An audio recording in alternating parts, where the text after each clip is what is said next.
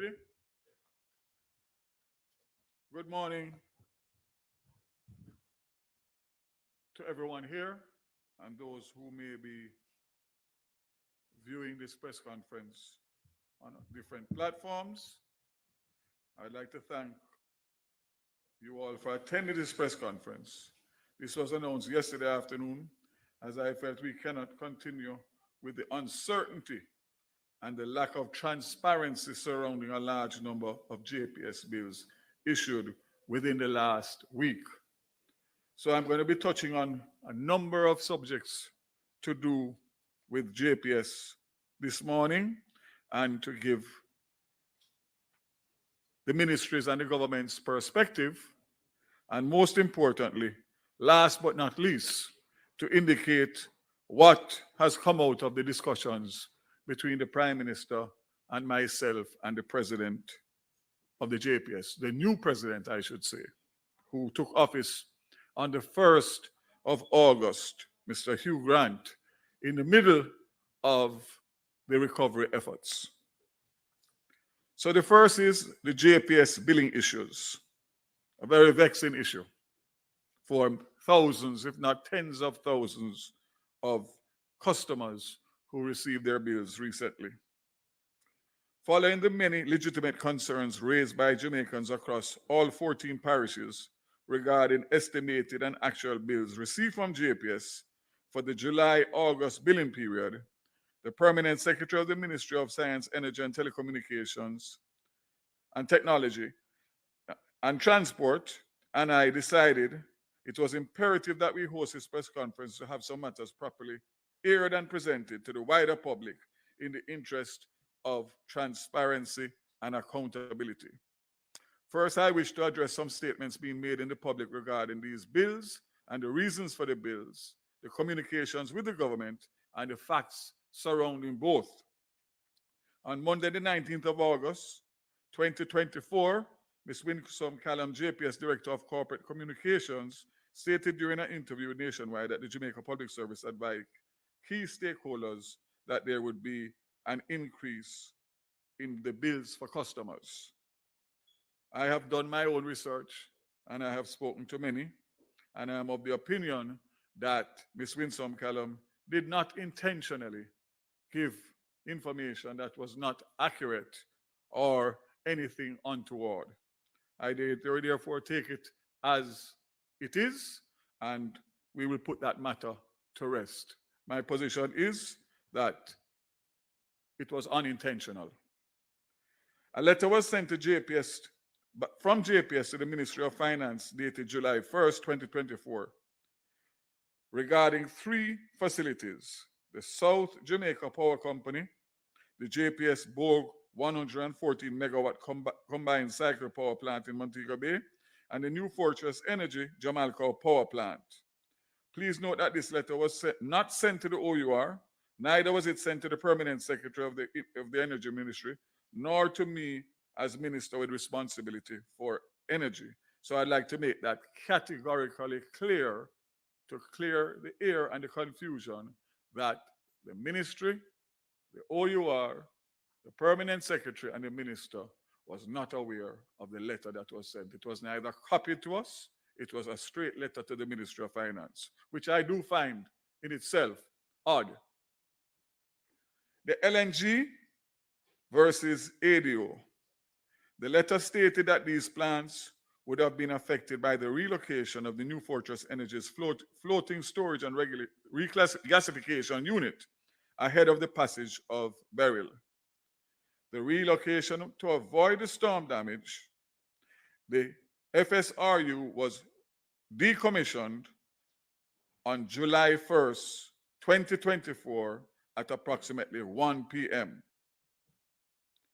Following checks made by the ministry, the FSRU was recommissioned on July 6, 2024 at 9 p.m. So if we take it as 5 days. Very important information. Using this information, this means that the South Jamaica Power Company would have had access to LNG as of this July 6, 2024. The same for the NFE Jamalco Power Plant, which JPS stated in a letter was unable to switch to ADO and therefore was unable to supply energy until the FSRU was back in operation. The July 1st letter also stated that the JPS Bogue Power Plant in Montego Bay had 5 days of stored LNG at the plant and would need to switch to ADO upon exhausting the stored fuel. Again, bear in mind that FSRU was out of use for 5 days at best.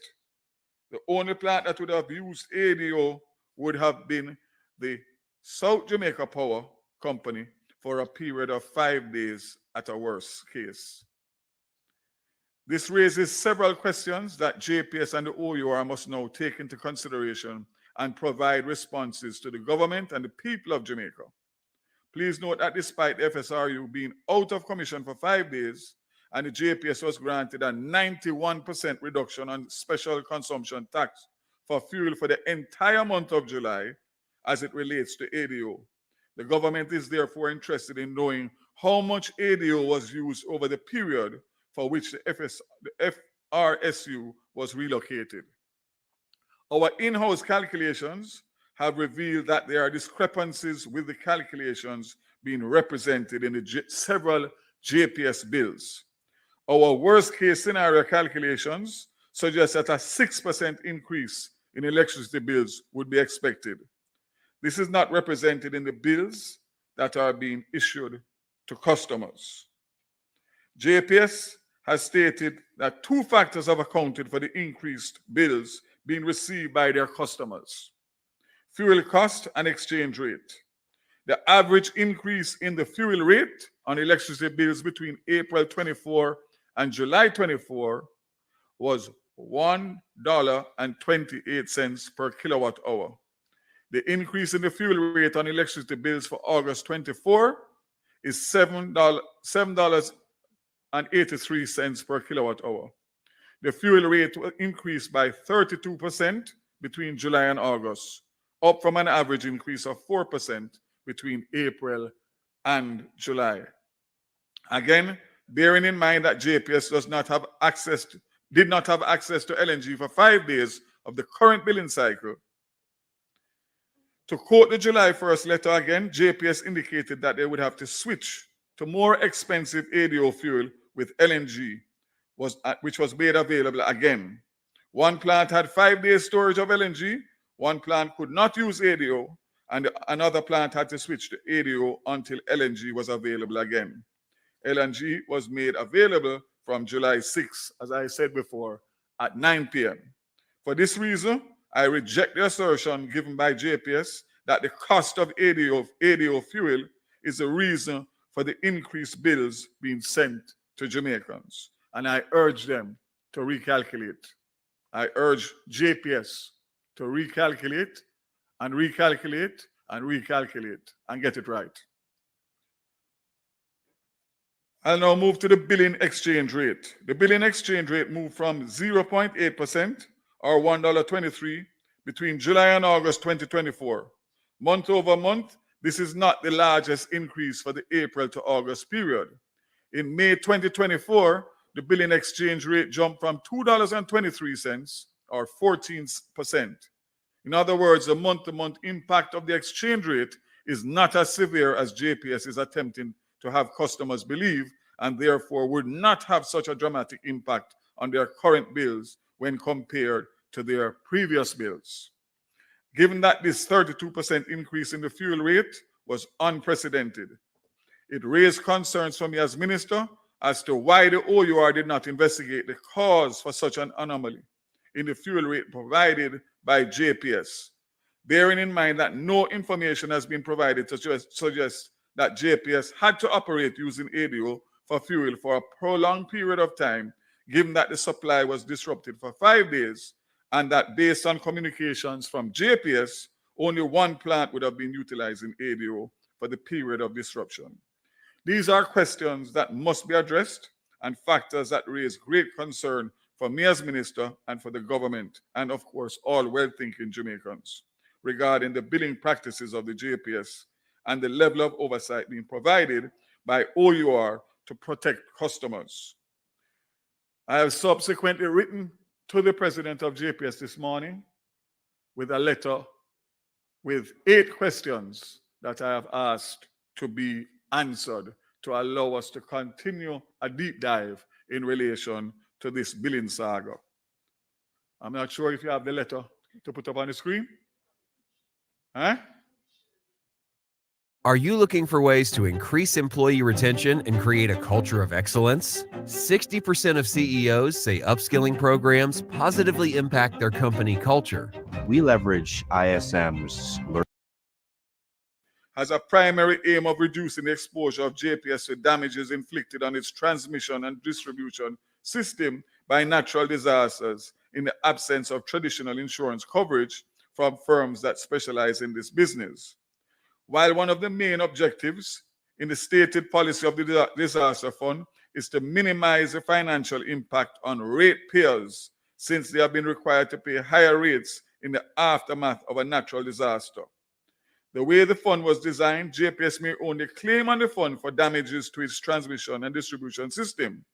This means that only JPS can directly benefit from the fund in the event of a disaster.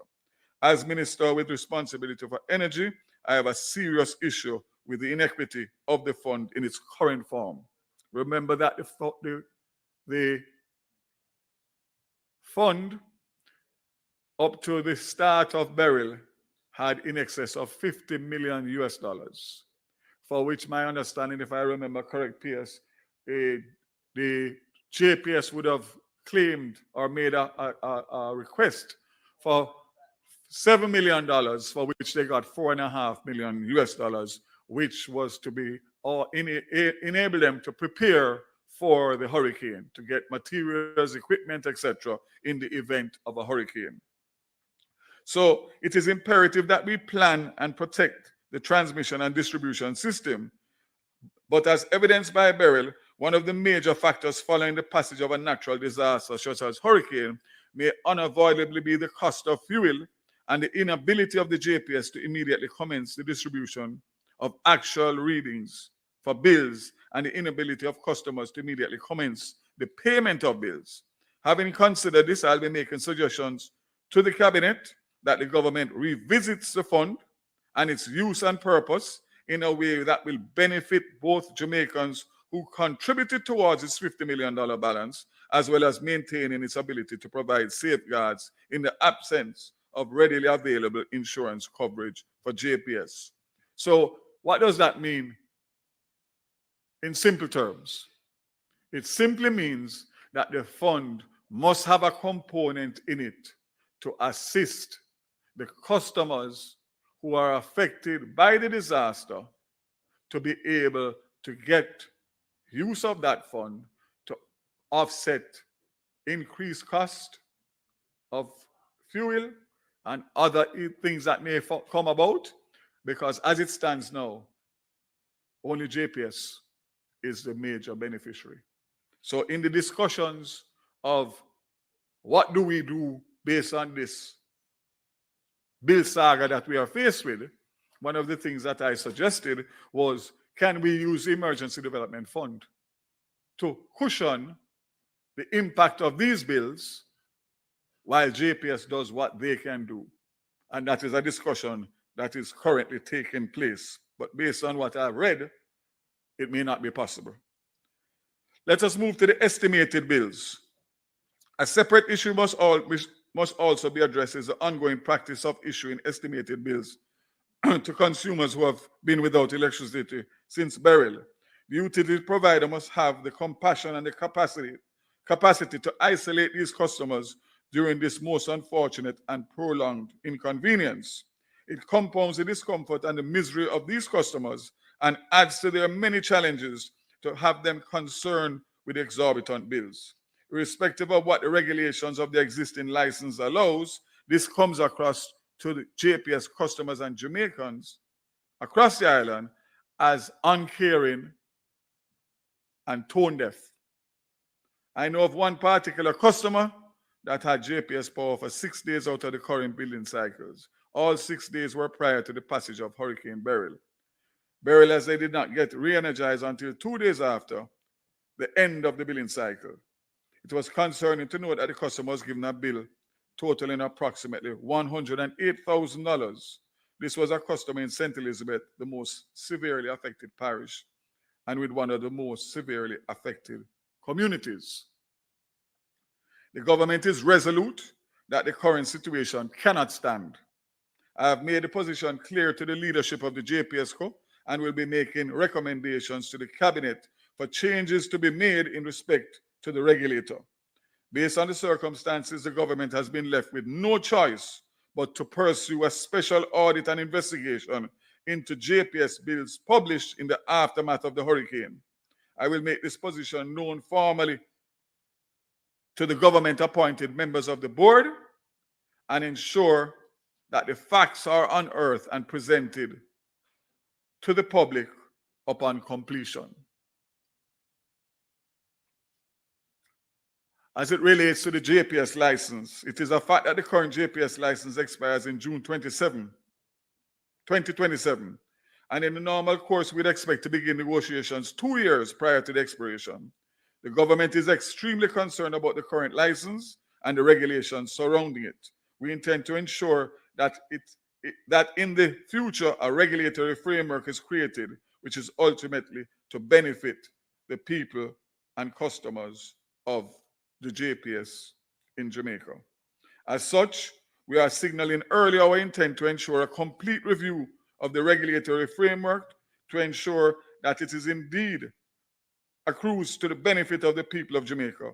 We can all appreciate the impact of global warming and the fact that we may be facing more risk of natural disaster in the future. So going forward, it is not acceptable to have a regulator which has conducted itself in a manner which has raised valid concerns in the public that it is not vigilant enough to hold the utility to account, while allowing the utility to pass through a 30% increase in rates in the aftermath of a hurricane, while having a $50 million disaster fund sitting in the bank in reserve. This should never happen again, and I'm of the view that the lethargic response of the OUR to the JPS abysmal handling of the peril issue has made it patently clear that the OUR will have to be reconstituted to ensure that it operates in a more effective and efficient manner and in a way which ultimately protects the people of Jamaica. And let me say again that everything that I have seen since becoming minister is all geared towards the JPS, and nothing is in there for the customers and the suffering people of Jamaica. There has to be equity. So, however, it cannot be business as usual, and I have compiled a list of questions that I will share with the media that have been directed to JPS following the debacle. In closing, Mr. Grant, the new JPS CEO, has been based in the most adversely affected area since his appointment on August 1st, 2024. That's the new president and CEO of the JPS. Sir Grant is a returning Jamaican with a wealth of knowledge and experience in the energy sector, and his stewardship of the utility company is crucial at this time. Since his appointment, we have seen improvements in the restorative efforts of the JPS, despite him coming into office at a time such as this. I have made it clear to the new leadership of the JPS that it cannot be business as usual, and the major spike in the bills is simply untenable. The government of Jamaica is sensitive to the challenges being faced by the thousands of Jamaicans, 3,500 as of yesterday, which has still not been restored, and for those who have been sent bills during the current billing cycle, which are burdensome and downright unfair. The audit is intended to inform solutions to long-standing issues and complaints about the JPS billing system. Concerning the current billing cycle, the government has been actively in discussions with the JPS about addressing the unfair and unjust bills sent to customers. In our estimation, the JPS has promised to present a proposal by Friday of this week to address concerns about the bills sent during the current cycle. We will wait anxiously on that. And I understand we had a meeting as late as 9 o'clock last night with the president and myself and the prime minister, and he has asked for more time to be able to do some recalculations and also have discussions with the OUR. So that is progress, and it gives me hope that there is going to be good news in the coming days. But in the interim, I received this morning an update from the JPS, which I want to share with you. And basically, it says over the past week, JPS has restored 7,000 customers in St. Elizabeth. As of yesterday evening, 3,247 customers remained without electricity, with 34,549 customers already restored within the parish. JPS continues to navigate factors such as the weather and the terrain, but remains on track to meet, let me repeat that, remains on track to meet its commitment to the government to achieve full restoration of electricity services by August 31st.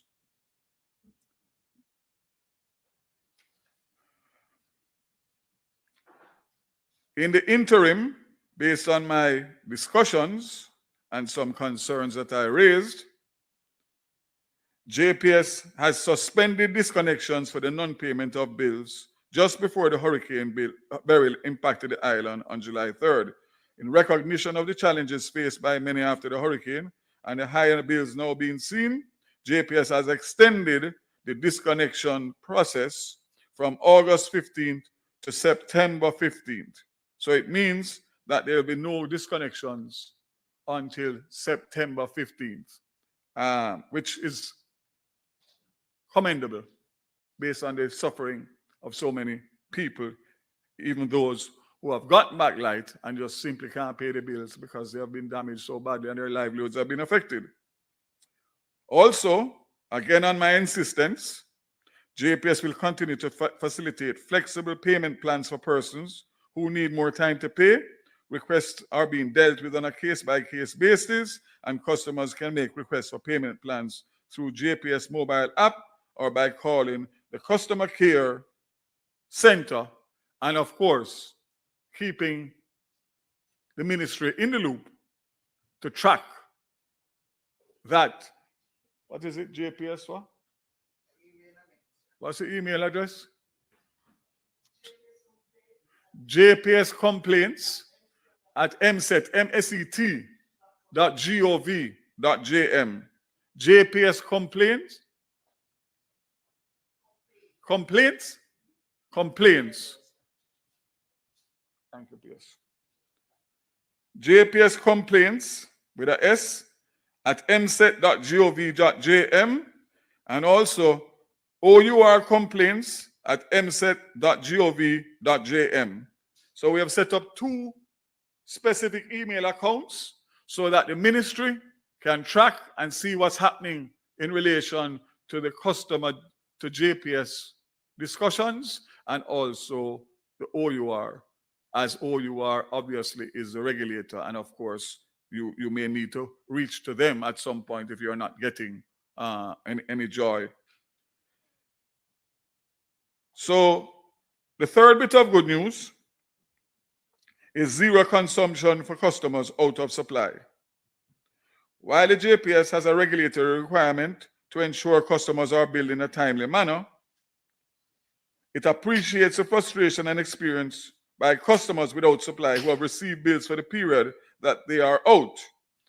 In cases where estimated bills were sent out to persons who had no supply, JPS will cancel these bills and generate new bills representing zero consumption and therefore $0 owed for those bills. And there are several of them out there. We have been hearing about them from the first time of the estimated bills that were sent out some weeks ago. So again, this is good news. It means that for those persons who have not had their lights restored, that were affected by Beryl, that received estimated bills or any other kind of bills, those bills will be zero rated, and therefore there will be no funds owed to the JPS on those accounts. JPS has also implemented other initiatives to support customers during this challenging time. A 20% discount on the bills of about 350,000 customers who use 150 kilowatt hours or less electricity for the month. This amounted to almost $300 million.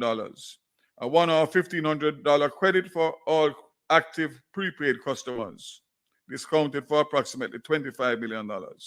And the company will also give $5,000 to approximately 10,000 customers who remained without electricity after August 12th. This is a total of $50 million. And JPS again is indicating that they are giving back to the community in other tangible ways through back-to-school support, provisions of mobile charging for devices, care packages, and much-needed ice and water. So, ladies and gentlemen, and frustrated JPS customers, I think that this is something that can be commended as a start. But the big elephant in the room remains, and that is these unconscionable bills that were sent out in recent days. I can say to you that I am confident that based on the discussions that I have had with the president and his tone, that we are going to see definitively something in the next few days. The government is strong and insistent that a complete rollback of the increases is the only thing that will make this government and this minister happy. And I think that it is achievable and attainable. And I urge the JPS and the OUR to work assiduously from now until Friday, so that on Friday morning, when cock put on him drawers and I get to my office, that I will have a love letter waiting on me, which will be announced for the people of Jamaica and the customers of the JPS. It is time for us to stand up and to protect and defend the people of Jamaica and the customers of the JPS. And in this minister and this government, you have that person, you can be assured. Thank you, JPS, for what you have done so far. Thank you for what you are about to do come Friday, if I should preempt you. And I am saying again that this saying, out of adversity comes opportunity, is exactly what we are going to do.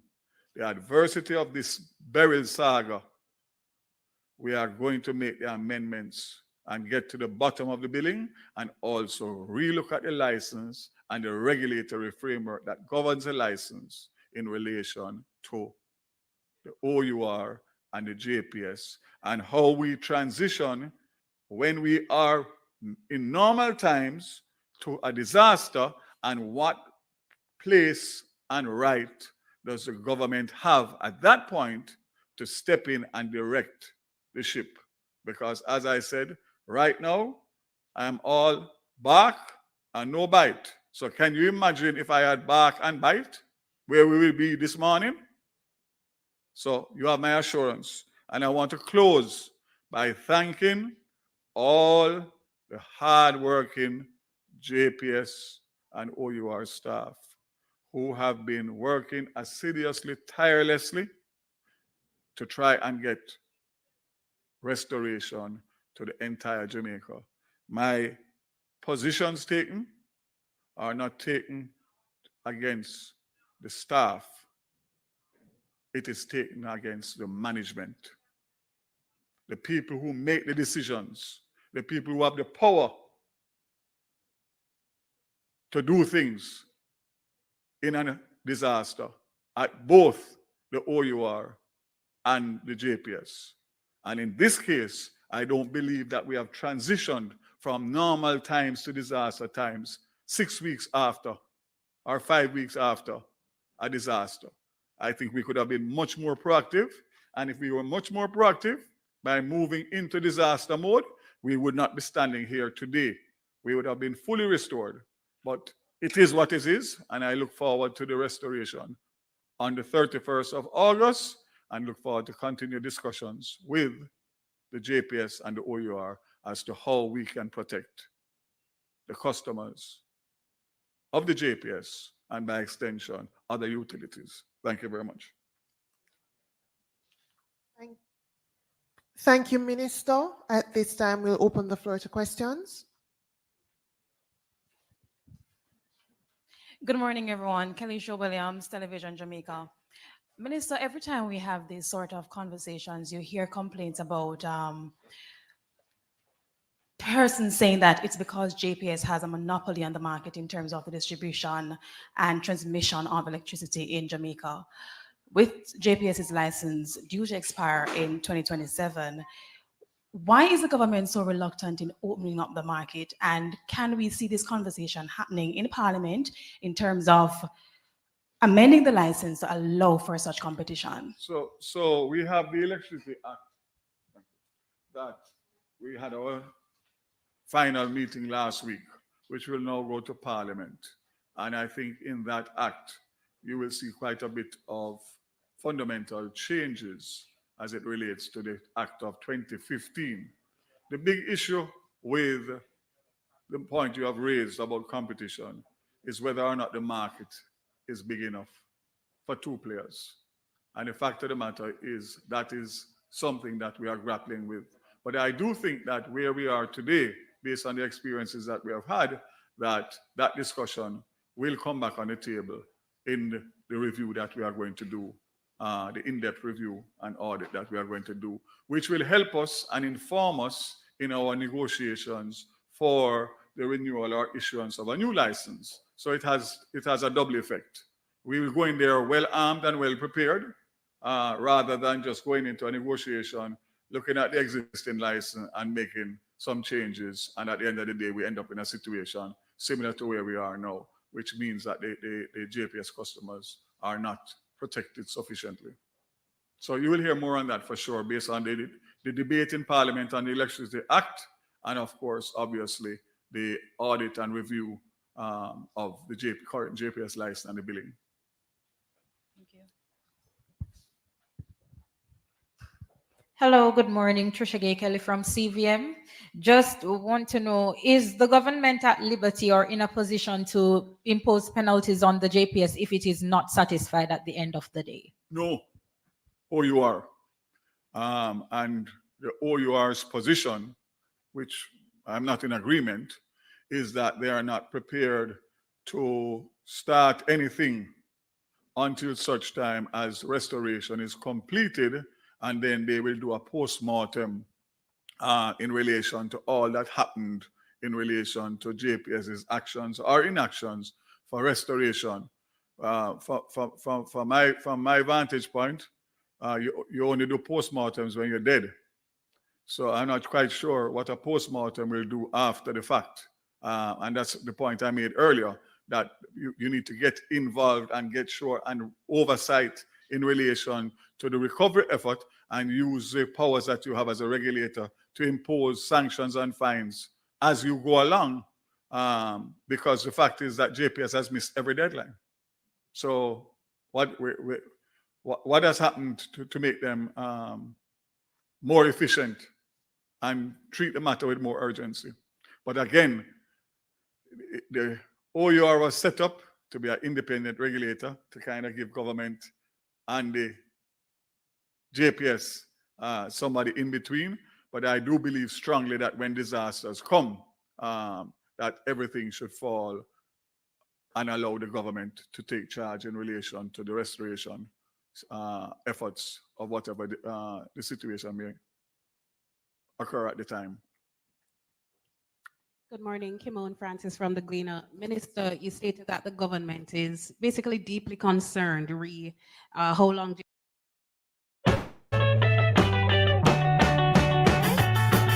DSG, only at Dick's. Ready on Carly, pictures up, and action. My life is different every day. But that's what makes it mine. My way is to look forward. Public, and the bottom line is that a special audit will get into all the aspects of billing, and it's not necessarily in this particular bill cycle for Beryl. It will, I'm sure, look at historic billings and basically get the necessary answers. But the OUR will have to work with that special audit because they are the regulator who would have to supply pertinent information. So it would have to be, the fact that it's independent would still have, OUR still have a big part to play in terms of the information and the data that would be required. How frequently do the government appointed members to the board update the government and cabinet to read what is taking place at JPS? So the OUR reports the cabinet office. It does not report to the ministry. So I'm not quite sure what the reporting mechanism is. But again, that also is something that will have to be looked at, because obviously if we are the government or any government of the day, then obviously they need to be supplied with information on a real-time basis so that policies and that can be implemented if necessary, policy changes. So again, all of this is going to be a part of the review, both current review and of course a part of the renewal of the license or the issuance of a new license by 2027, which should start early next year in order to have the time to make sure that everything is in place by the time the expiry of that 2027 license is. I think it's June 2027, if my memory serves me correct. Or JPS board members. JPS has government has 3 JPS seats on the board for which the minister appoints. And those are in place. And I think the life of the board, our government boards are 3 years. And you recall that government still has a 19.9% stake in the JPS, which is what gives us the seats on the board. And I can indicate that I called an emergency meeting yesterday with the 3 members of the board to get information as to whether they were aware of the rate hike, for which they were not, and secondly, to give them the government's position in relation to the next board meeting, which is scheduled for the end of this month into the first week of September. So those 3 board members, along with the PS and myself, met yesterday, and I told them in no uncertain terms what the government's position was and what their position they're to take at the board meeting. Morning, Minister. Mahiri Stewart from Nationwide News here. Is there anything you can give us as it regards the amount of complaints you've received since you've launched the email JPS complaints? Well, eh? Okay, we'll supply that. We have a media package for you after, which has quite a lot of information in relation to calculations and other things that we have.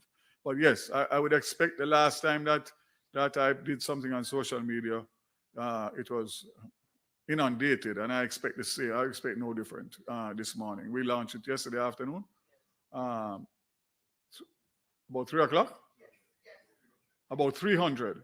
So we have about 300 already, not to mention how many I have on my phone. I don't know. Looks like the entire JPS customer base has my cellular number. And when they can't get any answers or any joy, they come to me, and I try and help each and every one of them as they come to me, because I understand the frustration and the anger and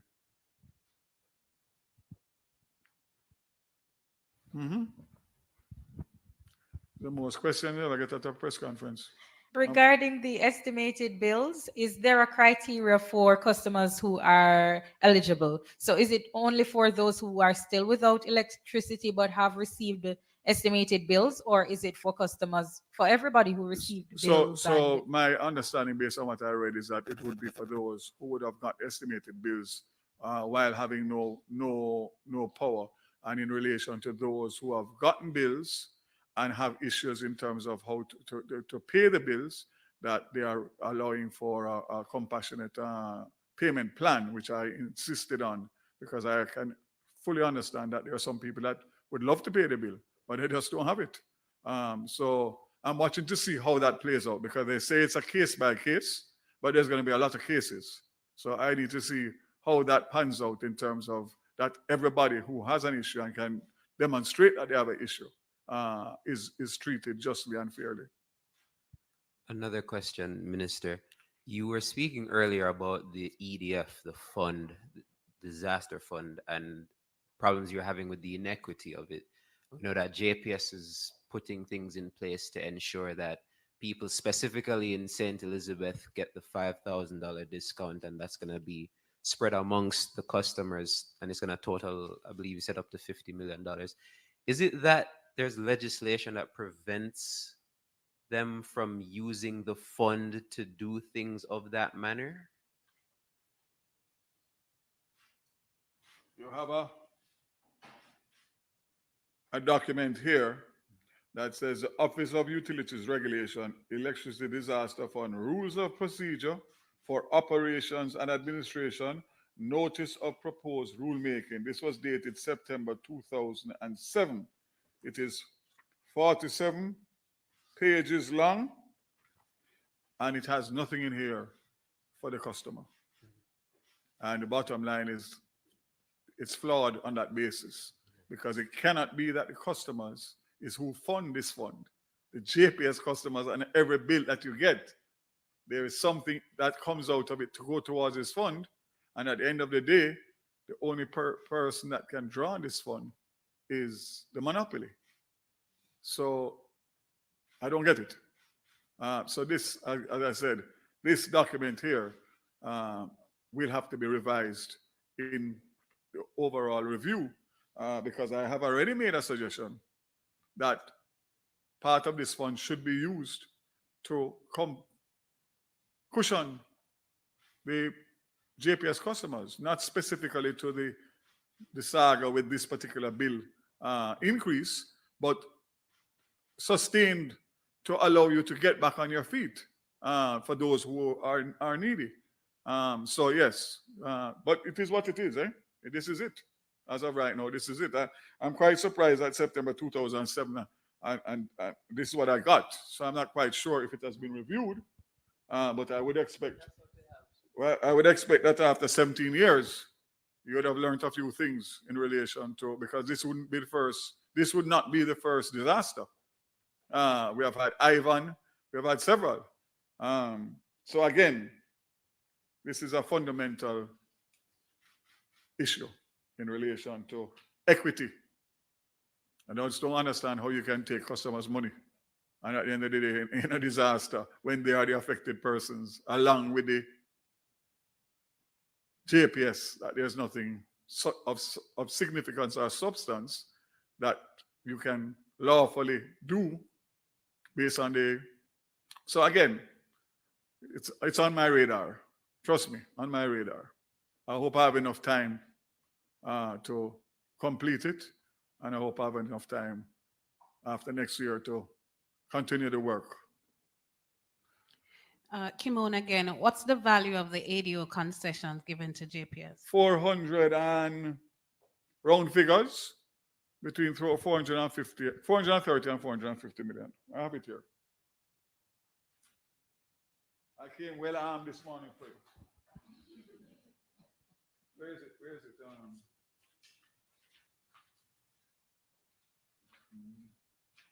Here it is.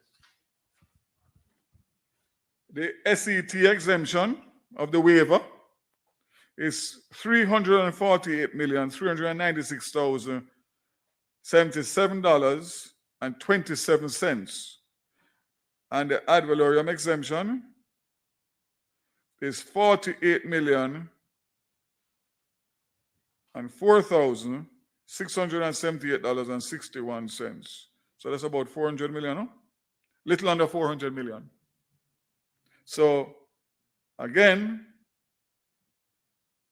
my figures, internal figures that I have gotten from my technical people, which includes Petrojam, is that there should have been no more than a 6% hike in electricity bills based on the fact that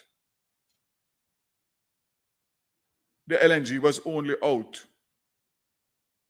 for 5 days. So again, those are questions that are going to need to be answered. And as I said before, I have, and you get a copy of it, written to the president this morning with 8 questions surrounding the billing, this billing cycle. So again, thank you very much. And as I said, oh, you have one? Yeah, I have one more question. Yeah. You spoke earlier about the letter that JPS had sent to the Ministry of Finance on July 1, and you had expressed concern that it wasn't sent as well to OUR and MSET as a ministry. Were there any protocols breached by them not doing that, or is it just something you wish they would have done? Well, put it this way. I find it very curious that the letter was written on July 1st, addressed to the Honorable Nigel Clark, and it was under the signature of a Mr. Vernon Douglas, the Chief Financial Officer, and it is neither copied to his president, it is neither copied to his board, it is neither copied to the OUR, it is neither copied to the permanent secretary, it is neither copied to the minister with responsibility for all. So the only thing that I can think is that Mr. Douglas is in charge of all of us. That's the only conclusion. For him to be able to write a letter like this as a CFO to the Minister of Finance without any copies to the relevant stakeholders, which includes a minister, includes his president, includes his board, who I can categorically state did not, my 3 members, attended no board meeting and were not contacted. And they were not contacted on the estimated bills either. So JPS will have to deal with this. This is not in my scope. But the bottom line is I do find it very, very curious. And I think that answers and sanctions are deserved.